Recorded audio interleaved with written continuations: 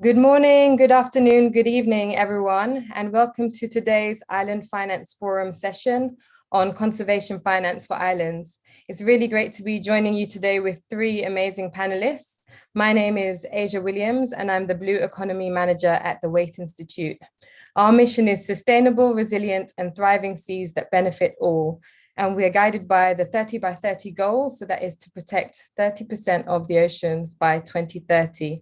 And we do this through a three-pronged approach of blue economy planning and implementation, marine spatial planning with a designated marine protected area, and sustainable fisheries. So today's panel, there will be an emphasis on how we protect natural assets through climate finance and other forms of finance in the field where finance often is considered to be scarce, yet we're facing extreme biodiversity loss, rapid rates of extinction, and the impacts of the climate crisis are growing. Natural assets are being depleted at an unsustainable rate. Yet at the same time, there are challenges that investors say around creating investment-ready projects. Credit Suisse estimates that there's a gap of around 300 to 400 billion a year required for conservation finance. And nature's ecosystems are currently valued at around $142 trillion a year. For the blue economy specifically, World Bank has estimated that it's a 3 trillion value added by 2030, but none of this can be achieved if we don't protect the underlying natural environment that provides these economic returns, the ecosystem services, and the benefits for us all as humans that we depend on. So we have a traditional economic system that provides little for the environment. The descriptor paper showed that it's a market failure, that the traditional economy does not account for the value of nature. Conservation projects need to become investable propositions in order for them to generate sustainable monetary returns, as well as the obvious ecological impacts and benefits that they provide to us. So this is a crucial hurdle for us to overcome as a collective. Conservation benefits are easy to understand, but it's often very difficult to convert into monetary returns. And this is something urgent that we need for our current economic valuations, our system, and to reinvent traditional finance structures. Conservation needs to be both, traditional investment to halt biodiversity loss, as well as we're at the stage where we need targeted investment to restore the natural capital that we've depleted. We need new delivery models, new business models, and innovative forms of finance. Conservation requires finance for setup costs, management, and maintenance, including staffing. So just to go through some housekeeping before we jump into the session, please keep your mic muted. Oh, there's a poll that's now popped up. Please submit your answers for the poll, and then we will review the answers shortly. For all attendees, please be muted with your camera off unless you are presenting. And then for submission of the questions for the question and answer section, please ensure in the drop down that you select all panelists and attendees so that we can see the questions and ensure that we reduce the amount of duplicate questions. Also, please ensure that you're aware that this session is being streamed on Facebook, LinkedIn, and Twitter. We're live right now. So please ensure that when you submit your questions, you also include your name, the region you're coming from, and the organization. So without further ado, I'm going to hand over to Karen McDonald-Gale for her presentation. Karen is the CEO of the Caribbean Biodiversity Fund. She has over 20 years of environmental experience in project design. She also is a regional leader with specific expertise in conservation, trust fund management, and finance. She's worked with various communities across Jamaica in regards to environmental management. And she's also the CEO of, she was the CEO, sorry, of the largest grant-making organization in Jamaica, Environmental Foundation of Jamaica. She's served on numerous boards across Jamaica, including the Jamaica Environmental Trust. And she's also a founding member of the Jamaica Institute for Environmental Professionals. I'll hand over to you, Karen, for your presentation. Thank you.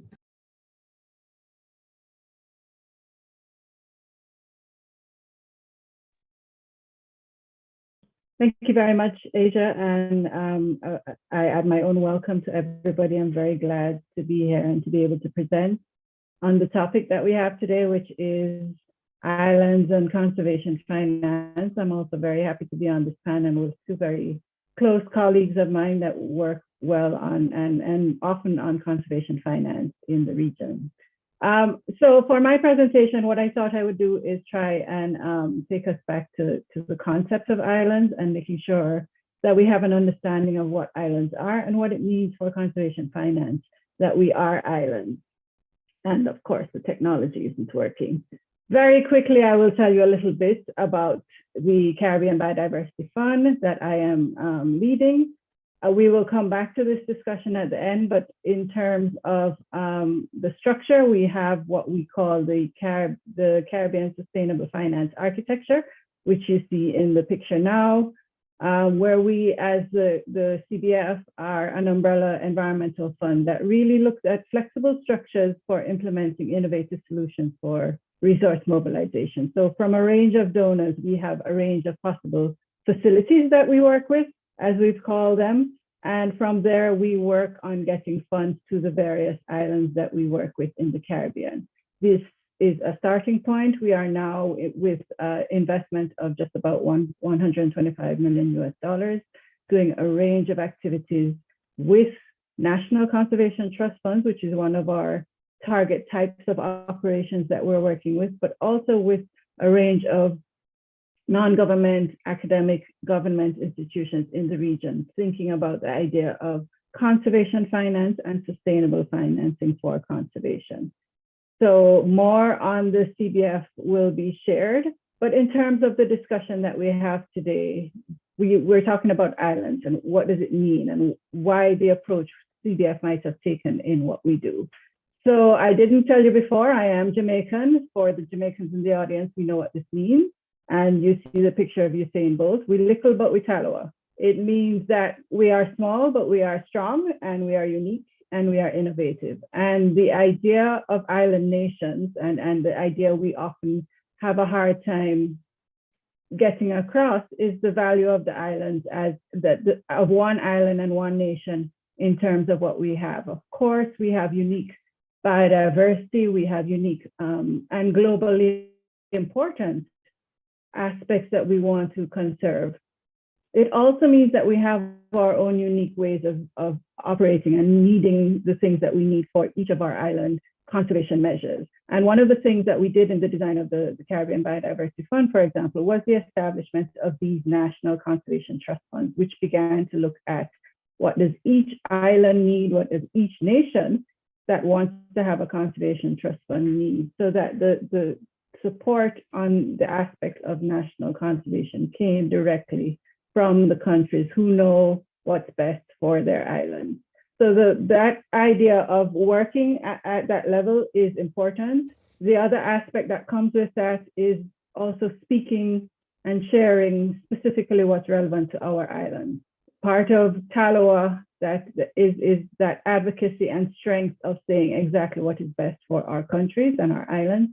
And that's something we think is represented at the island level, and that we think we need to think about more when we are having these discussions of conservation finance. As much as it's a global context, that idea of what's specific to the islands is also important.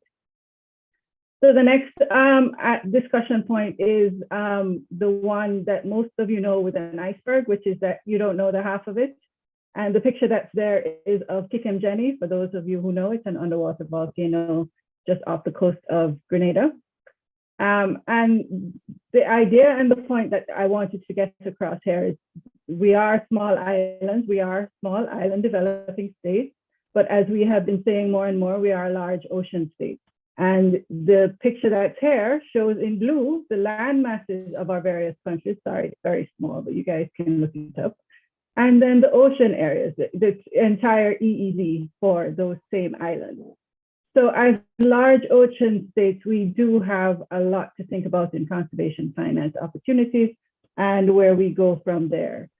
We don't know that half of it also has to do with what we have in terms of data and knowledge on conservation needs for these countries. And it's something that we are thinking about and working on as we go forward. And finally, in the Caribbean context and in the context of small island developing states, the concept of the disaster risk is very real. And so as much as we talk conservation finance, we always make sure to emphasize that that comes with the plethora of other needs that an island nation has to consider in terms of finance and needs. And in the last discussion, a quote, individually, we are one drop and together we are an ocean. It begins to think about the concept that the Caribbean and Sustainable Finance Architecture has come up with, that we work together, that there is value in sharing the knowledge that we've gotten. Since I've been crediting all the photos, this is the Piton in St. Lucia. And we are really thinking about ways of moving forward together, of innovating and using that innovation, both at the regional level, working with those individual countries and nations, and thinking about solutions that are not one project or one grant, but long-term sustainable financing solutions. And how do we innovate on those ideas, working with both partners that are on the ground in the various countries. And actually that was one of the other aspects of you don't know the half of it. You don't know the half of the people connected to our islands. We have in most cases a large diaspora and a large range of persons interested in finding ways of investing and supporting the countries. And the idea of being able to provide that support at the regional level in terms of coordination, and then at the national level in terms of those individual needs that we were discussing earlier, is very important to us. So the conservation finance aspect of innovative finance, working with private sector, talking, as Asia mentioned before, about how we use ideas of blended finance in a way that is useful to the countries is very important. In wrapping up, I would just also say that one of the things we want to discuss and mention under being individual countries is the need for us to not only move away from funding by grants and projects, but also to make sure that the countries, the national level investment in conservation is at a level where we can make decisions that are in the best interest and not be dependent on the decisions of other donors or other funders. So that it's important for us to think and have funding solely targeted for national development in the various islands. And that is one of the aspects that we are working on with the countries as the endowment fund of the Caribbean Biodiversity Fund, but also outside in terms of national investments and blended finance opportunities for the countries. Thank you very much, and I look forward to the discussion segment. Thank you very much for your presentation, Karen. If you have questions for Karen specifically, please drop those in the chat. Now we will hand over to Zenka Piskulic, who is the Managing Director for Enduring Earth, World Wildlife Foundation. Zenka led Forever Costa Rica since 2010 and was the president of the Latin America and Caribbean Network of Environmental Funds since 2019. She's also the chair of the Conservation Finance Alliance's Environmental Funds Working Group since 2019. And previously, she worked for the Nature Conservancy for over 13 years as the director of the Costa Rica program, as well as formerly the director of the International Private Lands Initiative. She also worked as an executive coordinator for the Environmental and Natural Resources Law Center. She's also an environmental lawyer, and she helped develop and promote policy tools such as conservation easements and financial incentives for conservation throughout Latin America. She's led several fundraising campaigns, including the 25 million OSA campaign, and has been really instrumental in negotiating 2 debt swaps for Costa Rica, which total $56 million. So I'll hand over to Zenka for her presentation. Thank you very much. And thank you very much for having me here today. And it's an honor to be here also with Joannex and Karen. And we've all worked together for many years as part of REDLAC and promoting conservation trust funds and strengthening conservation finance tools in the region. So it's nice to be amongst friends. So thank you for this opportunity. I wanted to briefly share with you what I'm currently working on, which is leading the Enduring Earth Partnership,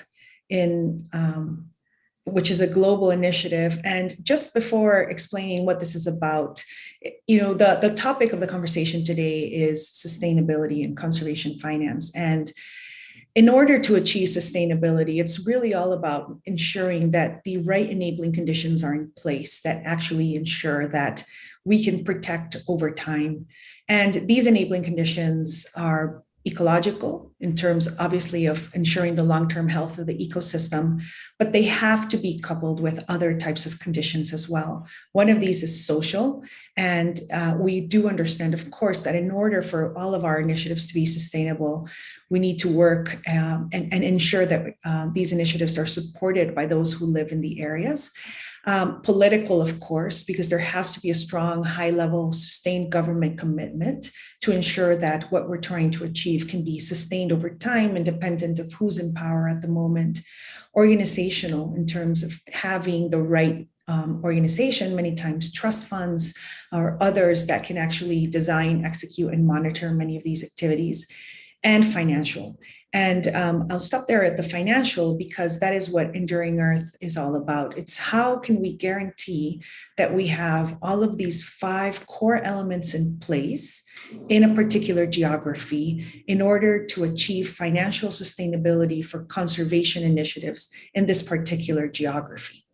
And this will enable that to ensure that whatever we are protecting can be effectively managed, that the deals have government and community support, that all the right institutions are in place to ensure that we can manage this over time, and that there is the financial sustainability to ensure that we can focus not only on immediate needs, but also on long-term needs for conservation. So what Enduring Earth is about is creating PFPs. PFPs is a complex terminology, but really what it means, project finance for permanence, is actually quite simple. And what it is when do we actually have all these 5 enabling conditions in place with the right amount of funding to guarantee that we can well manage, sustainably finance, and benefit communities in the geographies in which we're working. So basically, when we go into one of these project finance for permanence deals, we want to guarantee that all 5 enabling conditions are in place. And through a single closing, we are able to then disburse the amount of funds that are needed to ensure that these enabling conditions are maintained over time. And so we call it a deal because there needs to be a single closing, a moment when all of these conditions are in place. And these obviously have been done in the past, the project finance for permanence deals. Now, as you can see, most of these deals to date have not been marine deals, but we are really changing this and gearing towards ensuring that many of the future deals we're going to work on are also marine deals. But we've already helped ensure over 90 million hectares protected through the use of project finance for permanence deals. And these have included the Great Bear Rainforest in Canada, Forever Costa Rica. We are about to close Heritage Colombia, which is a very big deal, which is now includes the protection of all of the economic exclusive zone as well. Peru's legacy project as well, Natural Legacy Project. A very big project in ARPA for Life in Brazil, and the Amazon, and Bhutan for Life.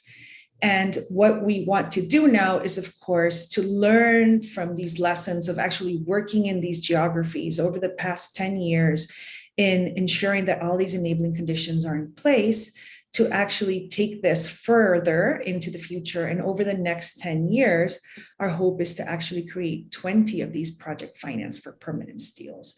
And so there is an aim to protect at least 670 million hectares of both land and water, and in the deals that we will be moving forward with in these 10 years. And that way also help protect at least 30% of all the natural systems in these areas as well.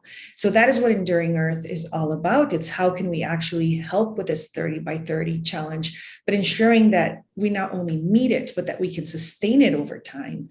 How do we actually invest in the right geographies where we think we can be helpful in ensuring that all of these enabling conditions are in place to guarantee long-term sustainability for all of our conservation efforts? And this is a partnership between 4 organizations: WWF, has a program, Earth for Life, which already has proven PFP experience in Brazil, Bhutan, Peru, and now about to close in Colombia as well. The Pew Charitable Trust, which is also now designing new project finance for permanence deals in the Arctic, in the Northwest Territories. We're looking at feasibility studies for the Eastern Tropical Pacific as well, to do the first multi-jurisdictional transboundary project finance for permanence as well. The Nature Conservancy, which has a lot of experience working in conservation finance and private investment and innovative financing. And Zoma Lab, which is the philanthropy of Ben and Luciana Walton, who is interested also in bringing forth economic analysis and creating a deal bench to support many of these projects that we're working on.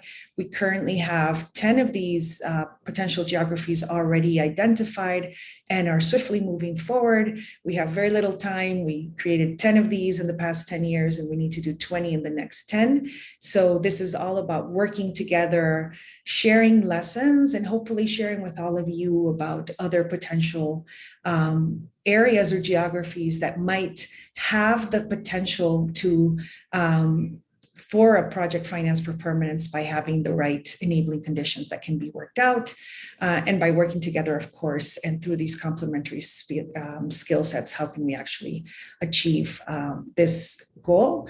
And of course, remembering that true permanence comes from people, and that as we move forward, a lot of what we will be doing is really trying out a lot of these conservation finance tools with the communities, with the people. These project finance for permanence deals, our aim is to raise $4 billion, and a large chunk of our aim of the $4 billion is actually public funds, and these are leveraged through conservation finance tools. Debt for nature swaps, for example, environmental taxes, carbon markets, green finance tools, debt swaps.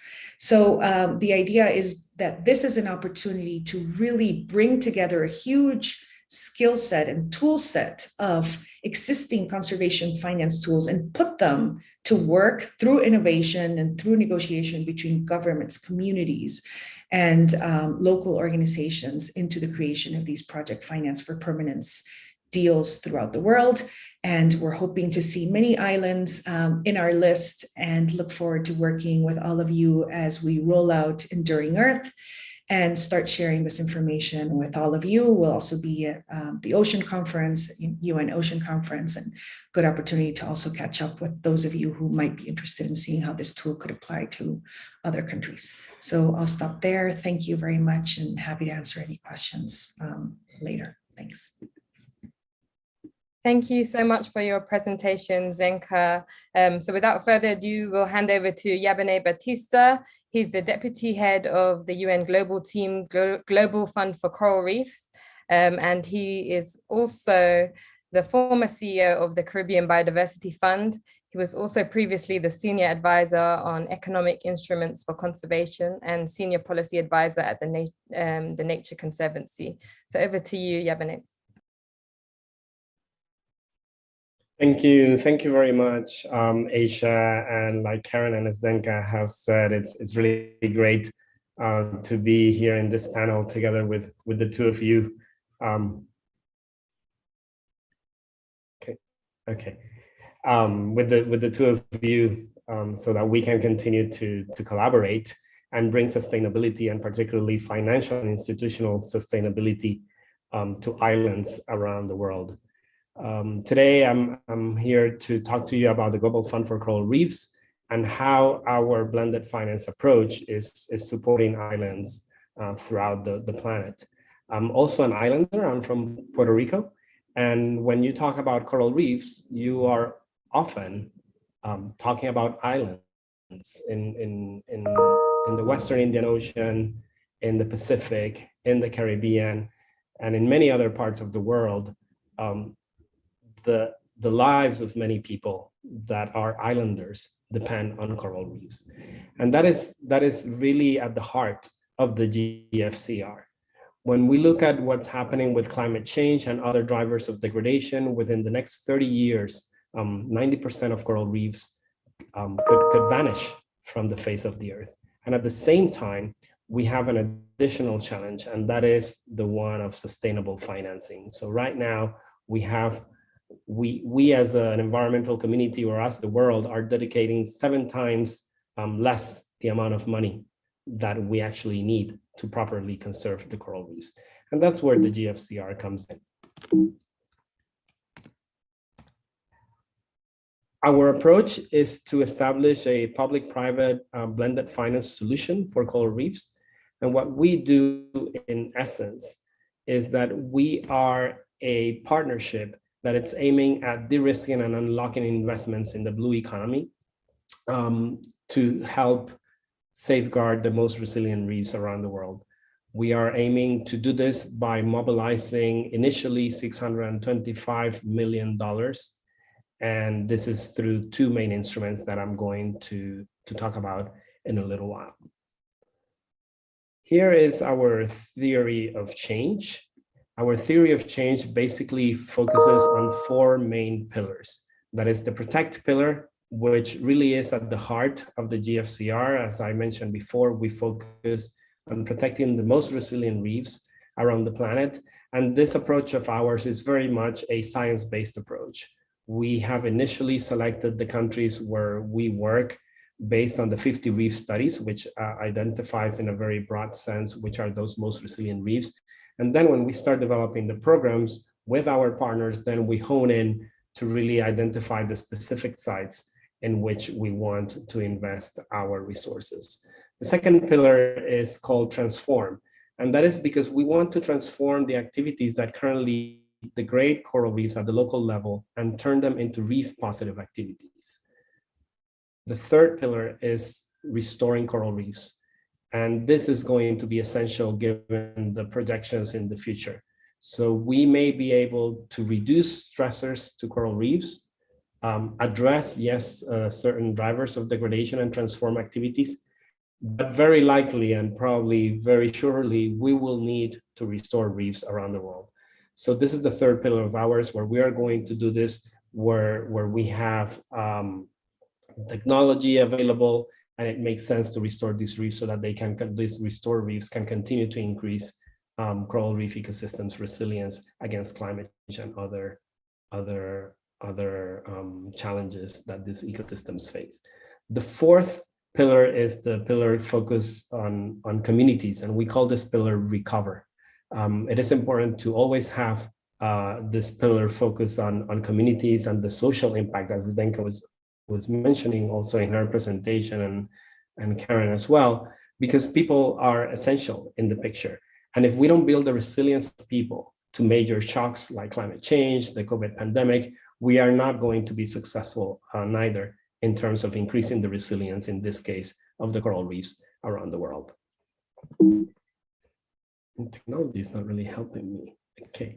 And in our case, we are also backed up by a really great mission. Just to give you a little bit of our history here, we were launched in 2020 during the UN General Assembly in September. So we're still a relatively young fund, but very ambitious, and with a great set of partners around the table. When we were launched initially, the key institutions that brought this partnership together were 3 UN agencies: UNDP, UNEP, the UN Capital Development Fund, as well as the Paul G. Allen Family Foundation and the Prince Albert II Foundation.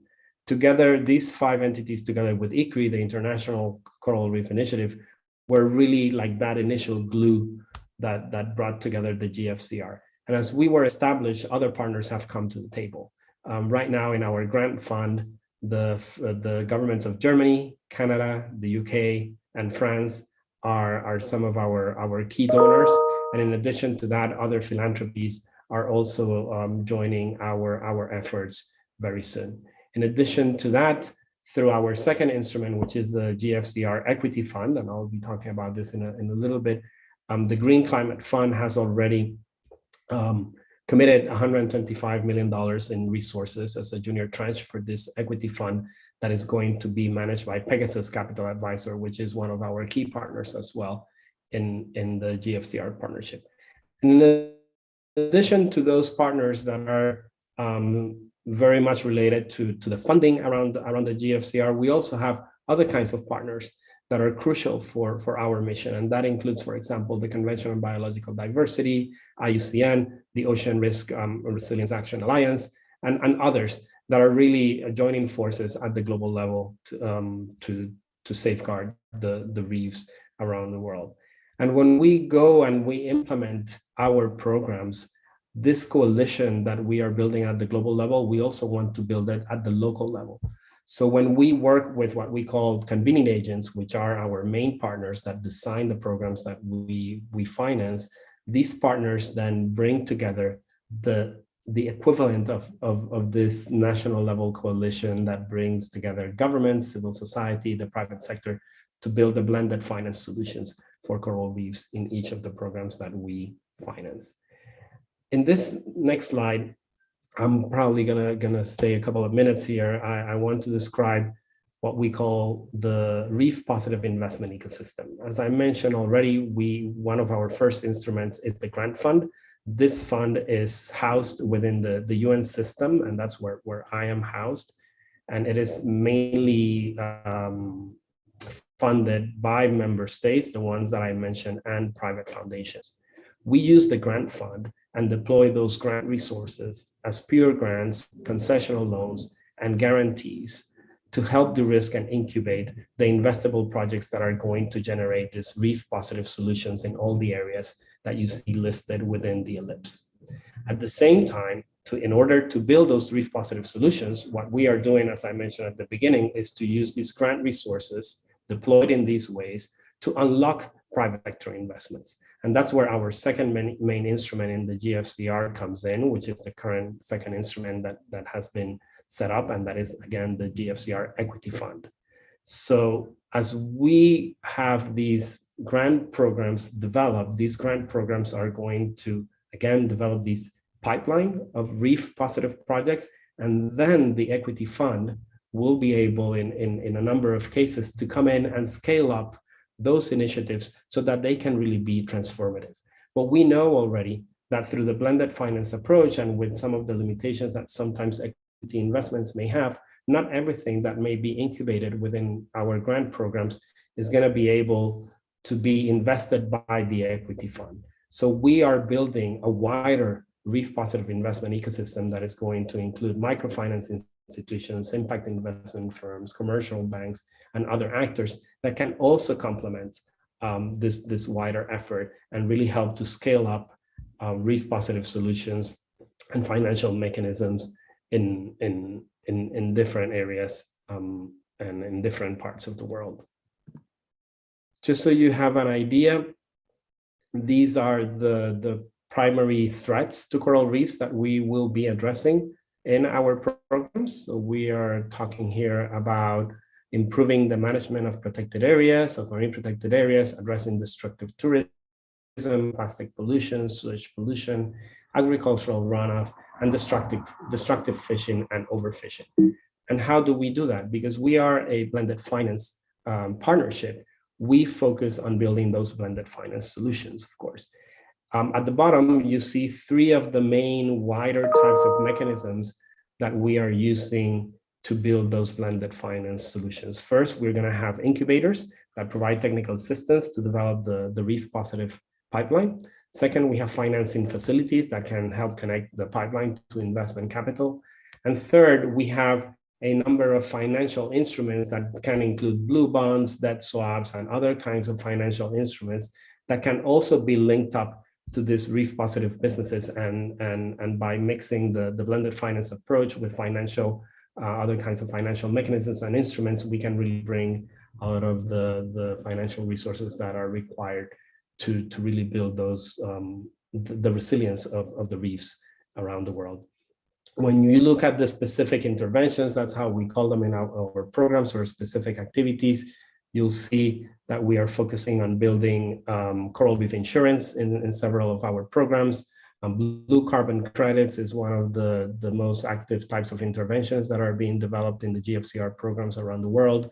There are a couple of programs that are also working on addressing the plastic and sewage issues. And I think this is one of the most interesting parts of the GFCR. Within the conservation world, we have often somewhat forgotten the fact that the green agenda cannot move forward, or the blue agenda cannot move forward, if we don't address what has sometimes been called in the past the brown agenda, which is all the urban issues related to environment, the pollution, the sewage, the waste issues. And in the GFCR, we are trying to make a very conscious link between that blue agenda and that brown agenda. And that's why several of our programs, again, focus on plastic reduction, waste management, improvements, and so on.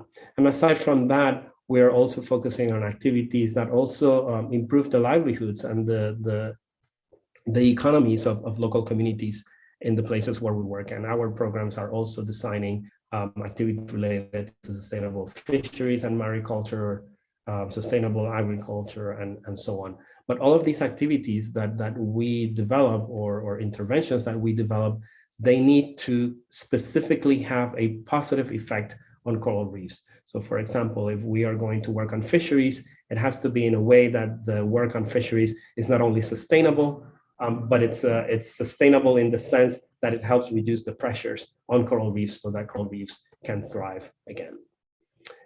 Just almost at the end of my presentation, I would like to highlight the places where we work. And as you can see from the countries listed in this slide, a lot of them are small island developing states or large ocean states, but also larger islands. In 2021, we approved and launched 5 programs, including Bahamas, Philippines, Kenya, Tanzania, Fiji, and Papua New Guinea.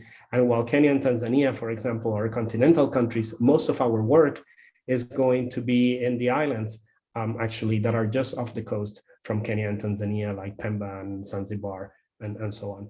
And the same happens in the 12 programs that we are hoping to develop and also launch in this current year. And as you can see, we have Indonesia, Maldives, Seychelles, Solomon Islands, Micronesia, the Mesoamerican Reef, all of which have a very strong components of islands being at the center of these programs. And you see a similar situation for what we are envisioning will happen in 2023 with the Dominican Republic, Madagascar, and a regional program in Melanesia and Polynesia, hopefully coming online as well. Here, I would like to go back maybe quickly to some of those solutions that I was explaining yesterday, and mention briefly our Fiji program, which was the first one that we launched. Here, there are 4 main interventions for this program. The first one is the technical facility that, as I mentioned before, these technical facilities are being established to incubate investable blue economy projects and build local capacity. Again, all of this around having a positive effect around coral reefs. The second intervention is in partnership between the convening agent in our program in Fiji, which is the United Nations Development Program, and the United Nations Capital Development Facility, with Blue Finance, who are working on locally managed marine area networks and building what it's called by Blue Finance special purpose entities that are going to help manage and create new financial mechanisms for marine protected areas. The third intervention that we have in Fiji is related to a sanitary landfill, where this sanitary landfill is being revamped, let's say, and it's incorporating new recycling capacity to reduce the waste that is actually flowing into streams that directly affect coral reefs in Fiji. And the fourth intervention is the revamping of a fertilizer factory and turning that into a non-synthetic fertilizer factory, so that the runoff from agriculture that is currently affecting reefs in certain parts of Fiji can also be reduced, but at the same time, these non-synthetic fertilizers are also going to help improve yields of crops. So therefore having additional benefits aside from improving the resilience of the reefs in Fiji, but also benefits for people and the local economy there. And just to conclude, as already mentioned by Zdenka, the UN Ocean Conference, I think for all of us islanders and all of us working on the ocean space is going to be a crucial moment. And the GFCR will also be present there, and we hope to see many of you there as well. We hope to make some announcements and launch new programs there. but also very importantly, the UN Ocean Conference will bring the possibility of further improving and further strengthening that coalition that is behind the GFCR. And here I would like to also mention very briefly that in fact, our program in the Bahamas is already, which is led by the Nature Conservancy, is already collaborating with one of the National Conservation Trust Fund's members of the Caribbean Biodiversity Fund. The Bahamas Protected Area Fund is part of the GFCR program that is currently being implemented in Bahamas. So Karen, as you know, we already have a connection there between the CBF work and the GFCR work. And in the case of Enduring Earth, there are some of the partners of Enduring Earth that are already having some initial conversations with the GFCR, because we think that there could be good synergies to help build some of that enabling environment together that Zdenka was referring to. So I think this webinar here and this panel here also talks to the power of those coalitions and making sure that we can connect all these efforts. So with that, thank you very much to Island Innovation and to you, Asha, for the opportunity to be here today. Thank you. Thank you, Yabane, and thank you also, Karen and Zdenka, for your presentations. They've been really engaging. We've had a flood of questions from the audience, as well as various comments on how impressive and useful the presentations and the projects that you are doing are. So I'll just dive straight into the Q&A section. We have about 15 minutes for Q&A. If you could all turn on your cameras, panelists. So the first question is around government incentives and what are the biggest challenges for small island states. So what are the biggest challenges that you see, and how can government incentivize banks and equity funds to lend or invest more in sustainable projects? And this is for all our panelists.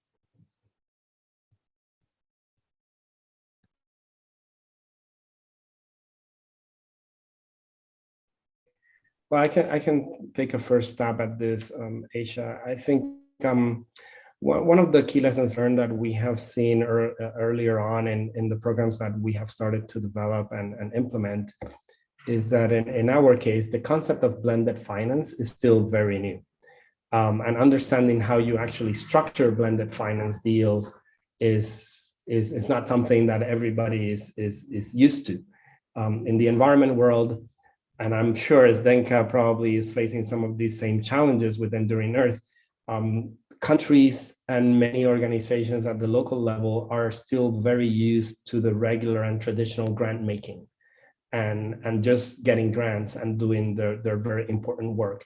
But we all know that grants are not going to be enough. And that's where initiatives like GFCR with a blended finance approach come in. But at the same time, we need to educate our partner countries, our partners in the NGO world, in the business sector as well, not only about what blended finance is, but we also have another challenge, which is that the financing sector often doesn't necessarily fully understand the conservation sector. So we need to be able to build that dialogue, to do that translation between the conservation world and the financing world to really build these blended finance solutions. And I think that's one of the key lessons learned that we have seen and challenges. The other one is that in many cases, the policies and the incentives on the government side are not necessarily there yet. And that's why we need to work on those policy enabling conditions as well, so that the private sector can feel more secure when they come in with their equity investments or other kinds of investments into the picture. Because of course, a lot of the investment firms, equity funds like the one that is partnering within the GFCR partnership, they want to do good for the environment. That's the main intention. At the end of the day, it's also an investment, so there must be a return, and we need to make sure that the right policies and incentives are in place so that we can de-risk and allow for those partners to come to the table. Maybe if I can just add to that and mention, within these enabling conditions, there's the issue of policy coherence. And one of the things we face when working with governments is when we go and ask governments to continue to protect, to continue to put funds into conservation, immediately what we hear is, here we are, we already have huge debts, we already owe money, and you want us to be more in debt in order to achieve some of these conservation objectives. And a lot of this, of the work that we need to do, and speaking to, this is complementary to what you were saying, Java, is also work on enabling conditions around policy coherence. How can we, work on green structural adjustment deals, for example, that actually allow governments to be able to discount that which is being invested in conservation as part of what they're doing? And how can we help governments leverage funds by offering them also new options, new possibilities? And so I think that we also have to be aware and mindful of issues of policy coherence as we move forward in working with many of these governments in achieving greater conservation goals. Okay, thank you. And Karen, if I might add, sorry, I think there's a delay. Yes, I was going to add the perspective of the need to balance how much we involve civil society and the Conservation Trust Fund in particular. The concept of the Conservation Trust Fund is that in each of the countries we're working in, but broader, so for example, at the regional level with the Caribbean Biodiversity Fund, we can help with those ideas of blended finance and those ideas of putting together the packages that can help with conservation finance opportunities for government and for partners that include private sector and government players. And it's important that we give support and credence to the value of the range of possibilities, not only policy development and government-based, but the many opportunities that exist for non-government actors. And that's one of the things we have been working on with the Conservation Trust Fund concept in the Caribbean region. And I think it's been working. It's a slow process.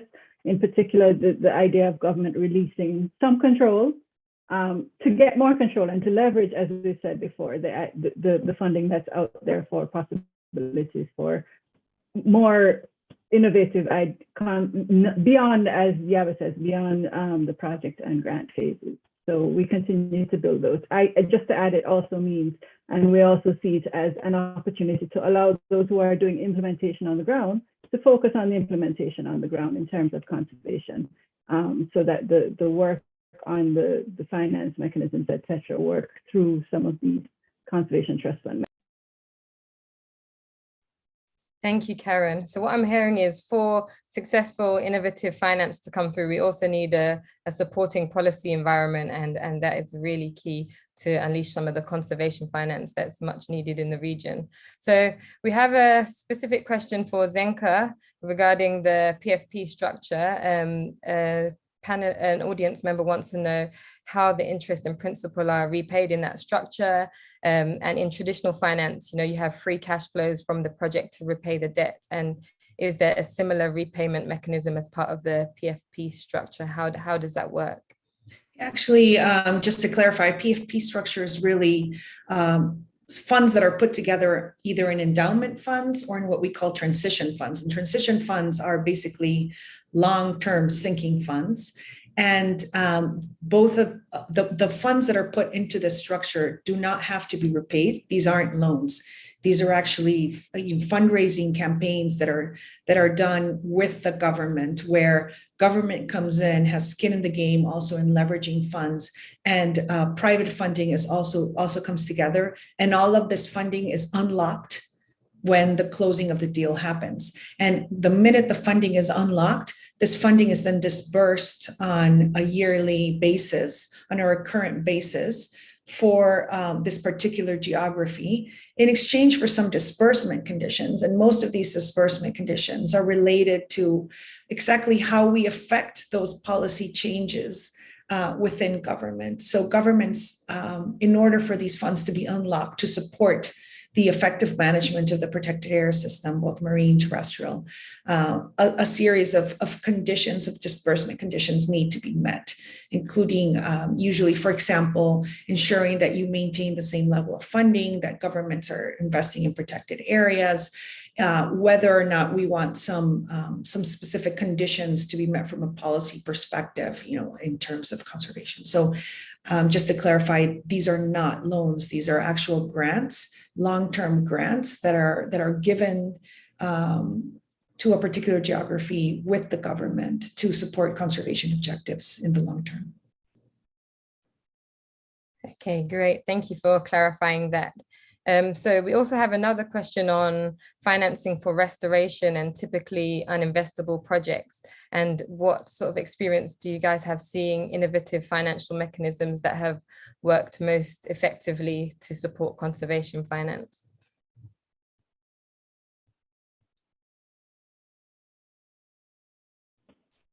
So maybe I'll start this round. Go ahead, Karen.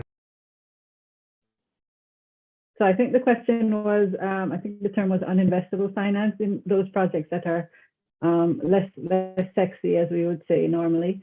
I can tell you the opportunities and the experience that we've had at the Caribbean Biodiversity Fund so far. We have, of course, in our 10 years of existence, seen a volcanic eruption in St. Vincent and the Grenadines and a couple of hurricanes, one that affected Barbuda severely, and one Hurricane Dorian, of course, that affected the Bahamas. And it is a challenge to be able to respond directly in those emergency situations when there is a very prescribed description of the use of the funds. And in particular, our idea was to make sure that we were responding to the conservation needs of the countries in rebuilding and re-energizing their economies. We have done that in a number of the ways we've talked about in terms of being innovative and working with partners. In most cases, there were partners involved who wanted to find a way to make a contribution to the various countries. But as I was mentioning before, the value that we've had as the CBF is to be able to work to guarantee to the funders and the donors and those interested that we will work with the partners on the types of results they're looking for, and then to design those programs efficiently through, as Yaba mentioned, the National Conservation Trust Funds in the various countries. So in the Bahamas, there is a specific Hurricane Dorian recovery grant, which was through the Bahamas Protected Areas Fund, and which targeted recovery of the conservation areas and conservation needs of the funds. And that was, we were able to channel funds from the government of Germany for that project. And I think it's an important way of thinking about how we make sure that we have opportunities for recovery.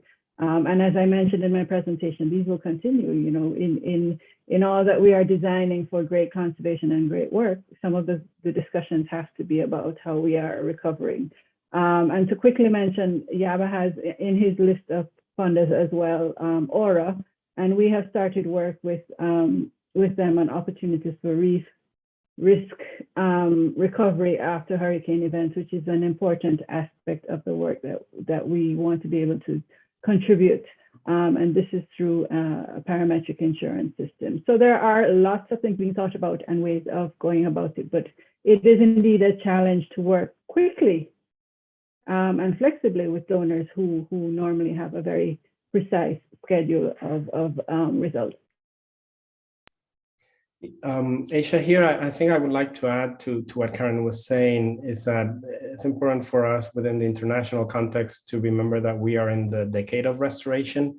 And that is important because we need to, there are so many fronts we need to handle right now. To be able to survive in this planet, we need to reduce the degradation of the ecosystems, the loss of biodiversity loss, but at the same time, we need to think about restoration of forests, restoration of coral reefs, and other kinds of ecosystems, because we will need to do them both. And restoring is expensive. And I think that's something that in the GFCR we are starting to see. In fact, while it's one of our pillars, is one of the pillars where we are seeing less proposals right now coming through in the programs that we are designing. And one of the challenges is the price tag. So that's where a blended finance approach, for example, in this case, can come in, because there are companies out there that are trying to monetize in a way how we can do scaled up restoration. And for us to be able to do that, we need the private capital investments. And I think I'll use this as a segue to one of the other questions that I saw in the Q&A chat about what is actually blended finance, and just to provide a relatively simple definition. Blended finance is basically the use of catalytic capital that comes from public or philanthropic sources to then deploy and attract private investments to accomplish sustainable development. So that it's in a nutshell what blended finance is about. So it's about that conjunction again of public philanthropic resources to then attract the private sector resources. But all of this has a social development goal at the end.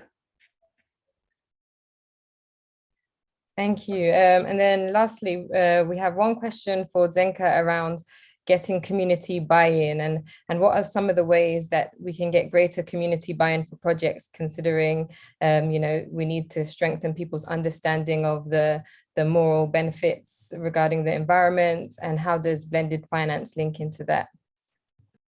Yeah, no doubt that obtaining community buy-in is absolutely essential in terms of being able to explain how these blended finance mechanisms that Java has been discussing, or these new opportunities, will actually result in greater economic opportunities for these communities. And not only economic, but also, just in general, better sustainable opportunities for these communities. And one thing I've learned throughout many years of working in this is people listen to other people, and sharing experiences of success in many of these areas, like seeing the examples shared by both Karen and Java in the work that he's doing in Fiji, is the best way to tell others.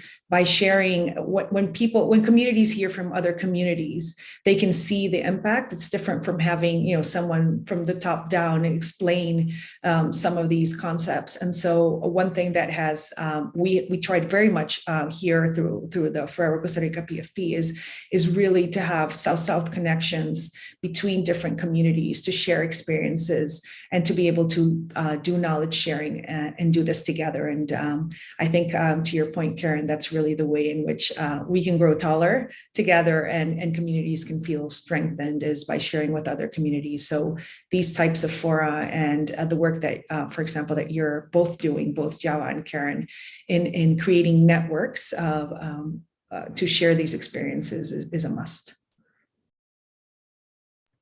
So thank you to all the panelists for a really engaging session, some fantastic presentations that really got the audience asking a lot of questions. Just to wrap up this session on conservation finance, I heard that it's really important that we focus on enabling flexible finance structures to support innovative solutions.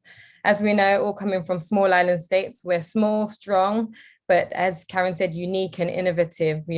Small island states, we're also big ocean sustainable states. We have a large exclusive economic zones that provide us with a lot of opportunity.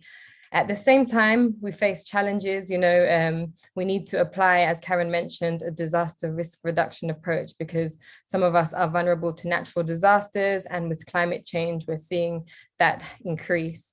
We need long-term sustainable finance solutions, and also a portfolio approach as opposed to individual projects. And Zenka also mentioned, the importance of capacity building and social integration, because without community buy-in and government commitment, none of our conservation objectives can really be met. So it's really exciting also, Zenka, that you mentioned the future of the PFP deals will look at more marine deals. This is really important, as 70% of our Earth is ocean. And as an avid ocean lover, I must say, I grew up diving and snorkeling, and the loss and collapse that I've witnessed on reefs, you guys give me hope. Yabanex, you mentioned that, you're engaging in reef positive activities and restoration.